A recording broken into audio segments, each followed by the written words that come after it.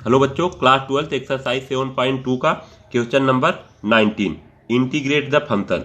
ये फंक्शन दिया है, इसका इंटीग्रेट करना है। ताइए इसका हम सोल्यूशन देखते हैं। आई इक्वल टू मान लेंगे integration of E to the power 2x minus 1 by E to the power 2x plus 1 dx।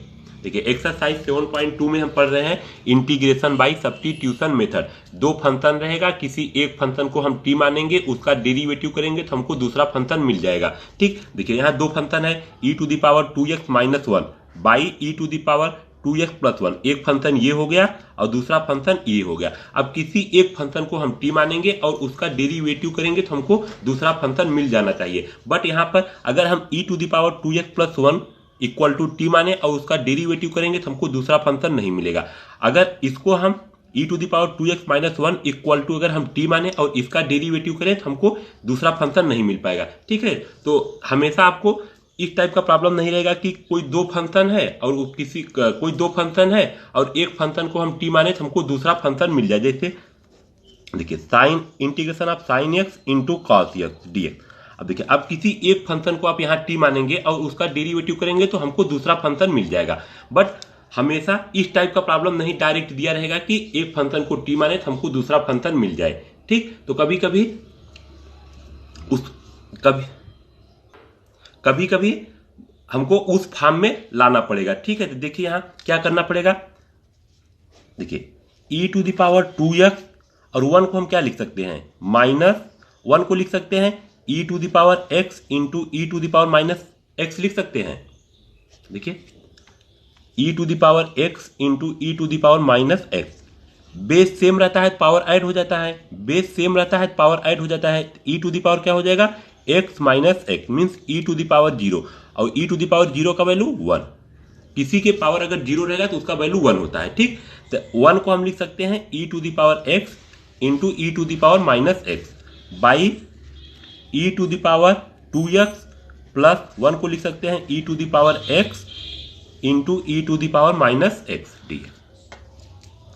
ठीक, देखिए यहाँ देखिए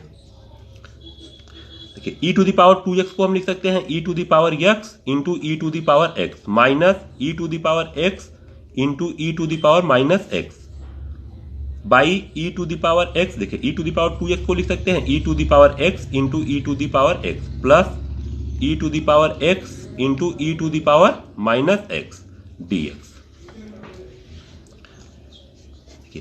ई to the power x common लेंगे, क्या बनेगा E to the power x minus E to the power minus X by E to the power x common लेंगे तो बनेगा E to the power x plus E to the power minus x dx। E to the power x से E to the power x cancel हो जाएगा। Integration of E to the power x minus E to the power minus X by E to the power x plus E to the power minus x dx। अब देखिए, अब दो function हो गया। अब किसी एक फंक्शन को हम टी मानेंगे और उसका डेरिवेटिव करेंगे तो हमको दूसरा फंक्शन मिल जाएगा। तो आपको ये सोचना है कि हम किस फंक्शन को टी माने और उसका डेरिवेटिव करें तो हमको दूसरा फंक्शन मिल जाए। आप जितना प्रैक्टिस करेंगे आपको चीजें आसान हो जाएगी। जितना प्रैक्टिस करेंगे तो आपको ये समझ में आने लगेगा कि हम किस फंक्शन को टी माने या किस फंक्शन को टी मानेंगे और उसका डेरिवेटिव करेंगे तो हमको दूसरा फंक्शन मिल जाएगा। ठीक, अब देखिए दो फंक्शन यहाँ क्या है, E to the power x minus E to the power minus X. ये पहला फंक्शन हो गया और ये दूसरा फंक्शन हो गया। अब किसी हम एक फंक्शन को टी मानेंगे और उसका डेरिवेटिव करेंगे तो हमको दूसरा फंक्शन मिल जाएगा। तो ठीक, तो हम मानेंगे पुट करेंगे E to the power x plus E to the power minus X equal to हम टी पुट करेंगे। अब इसका डेरिवेटिव करेंगे तो हमको दूसरा फंक्शन मिल जाएगा। तो differentiate both side with respect to X on differentiate both side with respect to X dt by dx।